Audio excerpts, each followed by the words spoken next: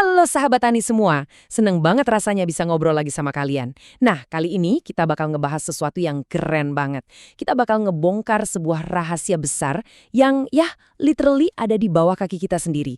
Gimana sih caranya kita ngebuka brankas nutrisi tanah yang terkunci rapat pakai keajaiban bioteknologi alami? Yuk kita bahas sama-sama. Oke, coba bayangin ini dulu deh. Pernah nggak sih kalian ngerasa bingung kenapa akar tanaman kita kadang kelihatannya kayak kelaparan fosfor, padahal ditanam di tanah kapur yang aslinya tuh kayak nutrisi? Aneh kan? Nah, jawabannya tuh karena si fosfor ini sering banget kekunci rapat di dalam brankas tanah. Dia bener-bener ngebeku, jadi akar tanaman kita yang lagi berjuang nyari makan malah nggak bisa ngakses nutrisi itu sama sekali. Biar obrolan kita terarah, ini dia yang bakal kita cover hari ini. Kita mulai dari konsep brankas fosfor itu sendiri, terus kita kenalan sama Bacillus dan Pseudomonas, lanjut ke Aspergillus si decomposer super, Citrobacter untuk tanah masam, dan pastinya praktek langsung di lapangannya. Oke, kita masuk ke poin pertama ya tentang brankas fosfor. Fokus kita di sini adalah ngebahas gimana caranya ngebuka nutrisi yang terperangkap tadi. Gini, penting banget buat kita sadari kalau kekayaan tanah itu cuma berguna kalau nutrisinya benar-benar bisa diserap sama tanaman. Betul? Nah, fosfor atau unsur P ini tuh krusial banget buat tanaman kita. Perannya luar biasa, mulai dari merangsang pertumbuhan akar waktu tanaman masih muda, ngebantu pembentukan protein, ngeberesin urusan asimilasi dan pernapasan, sampai, nah ini yang paling ditunggu, mempercepat pembungaan dan pemasakan buah. Kalau suplai fosfornya macet, ya otomatis seluruh siklus hidup tanaman bakal ikutan tersendat. Jadi logikanya gini, kita butuh semacam kunci buat ngebuka brankas fosfor tadi. Dan kabar baiknya, alam udah nyediain kunci yang bener-bener sempurna buat kita.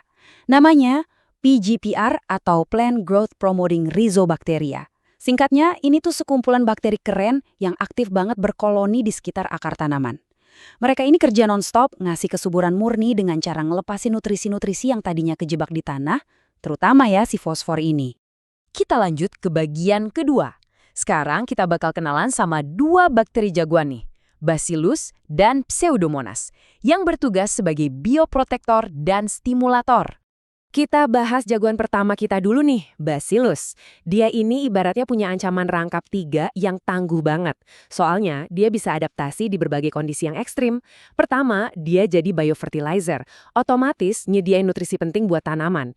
Kedua, dia itu biostimulan yang aktif banget macu pertumbuhan. Dan yang ketiga, ini nih yang keren.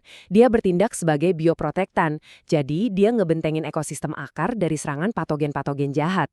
Bener-bener paket pelindung akar yang komplit banget kan? Terus gimana dengan Pseudomonas? Wah, dia ini nggak kalah cemerlang karena punya kemampuan ganda. Di satu sisi, Pseudomonas ini agresif banget ngeluarin semacam antibiotik spesifik buat ngambat mikroba penyebab penyakit layu. Tapi di sisi lain, dia juga ngebantu tanaman kita tumbuh subur dengan cara ngelepasin hormon yang memaksimalkan pertumbuhan akar dan batang. Jadi dia bisa nyerang penyakit sekaligus ngerawat tanaman di waktu yang bersamaan. Luar biasa. Yang bikin ini makin menarik, rahasia utamanya tuh ada di hormon yang namanya IAA atau indole acetic acid. Pseudomonas ini secara alami bisa ngeproduksi hormon pertumbuhan ini tepat di area akar yang paling butuh. IAA ini bukan hormon sembarangan loh, dia bisa secara dramatis ningkatin perkecambahan biji, bikin bibit muda makin kuat, dan pastinya ngerangsang sel-sel akar dan batang buat memanjang dengan sangat cepat. Sekarang kita masuk ke bagian ketiga. Kita geser sedikit dari bakteri dan kenalan sama Aspergillus si decomposer. Ini adalah pusat kekuatannya jamur. Ternyata bakteri itu bukan satu-satunya pahlawan kita di dalam tanah. Coba diperhatiin angka ini. 90,48%. Gila kan? Dari penelitian lapangan yang dilakuin sama peneliti bernama Subowo, ketahuan kalau jamur Aspergillus niger ini bisa ngurai residu pestisida beracun berjenis deltametrin sebanyak itu, cuma dalam waktu 1 jam aja. Jadi, dia nggak cuma jago ngebuka brankas fosfor, tapi sekalian nyapu bersih dan nyehatin lahan kita dari sisa-sisa racun pertanian. Terus pertanyaannya, gimana dong caranya kita pakai raksasa pengurai ini di kebun sendiri? Tenang, caranya gampang banget dan sama sekali nggak butuh alat lab yang ribet.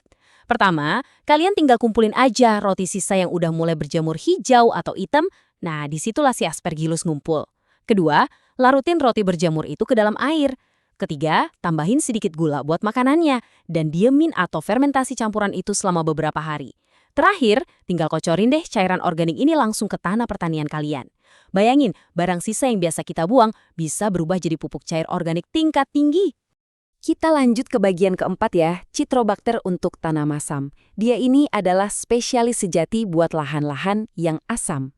Buat kalian yang lahannya punya tingkat keasaman tinggi, mungkin pada mikir, gimana caranya Citrobacter ini bisa nyelamatin akar yang lagi kelaparan di tanah sekeras itu? Nah, mekanisme biologisnya tuh gini. Dia bakal bereaksi dengan memproduksi asam-asam organik spesifik dan hidrogen langsung di dalam cairan tanah.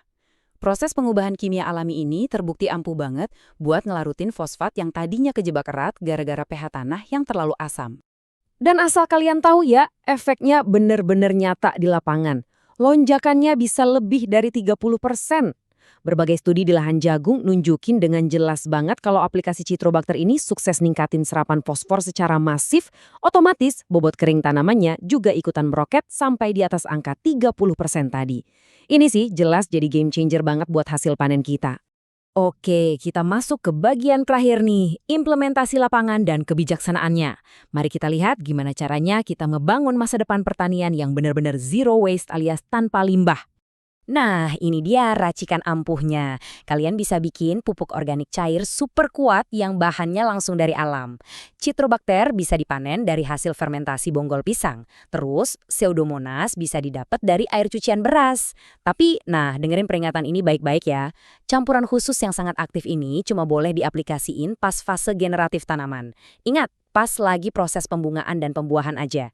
Tolong jangan sekali-kali diaplikasiin pas fase vegetatif awal ya, biar pertumbuhan tanamannya nggak meledak nggak terkendali. Sebagai pengingat buat kita semua, kekayaan pertanian yang sejati itu sebenarnya bukan cuma ada di hasil panen yang kita petik, tapi justru ada di kehidupan yang dinamis dan nggak kasat mata di dalam tanah yang terus kita rawat. Ini semacam refleksi ya sahabat tani, saat kita ngerawat populasi mikroorganisme di bawah sana, sebenarnya kita tuh lagi merawat ibu pertiwi itu sendiri. Coba dipikirin, dengan cuma ngubah roti berjamur dan bonggol pisang jadi kunci pembuka nutrisi tanah yang super kuat, kita tuh lagi jalanin sebuah kebijaksanaan tingkat tinggi loh, yaitu pertanian zero waste yang benar-benar selaras sama alam. Ngubah sampah rumah tangga sehari-hari jadi bioteknologi biologi yang canggih di lahan kita sendiri, wah itu sih benar-benar pencapaian yang brilian banget. Nah, sebelum kita benar-benar udahan, saya mau ninggalin satu pertanyaan provokatif buat kalian. Kalau sepotong roti sisa yang udah berjamur aja ternyata bisa nyembuhin tanah kita dan ngancurin pestisida beracun, kira-kira keajaiban pertanian hebat apa lagi ya yang sebenarnya selama ini ngumpet di tumpukan sampah kita sehari-hari? Wah, bikin penasaran kan? Saya harap obrolan kita hari ini bikin kalian terinspirasi dan makin semangat buat eksperimen. Teruslah belajar sama alam, dan sampai ketemu lagi di analisis seru berikutnya.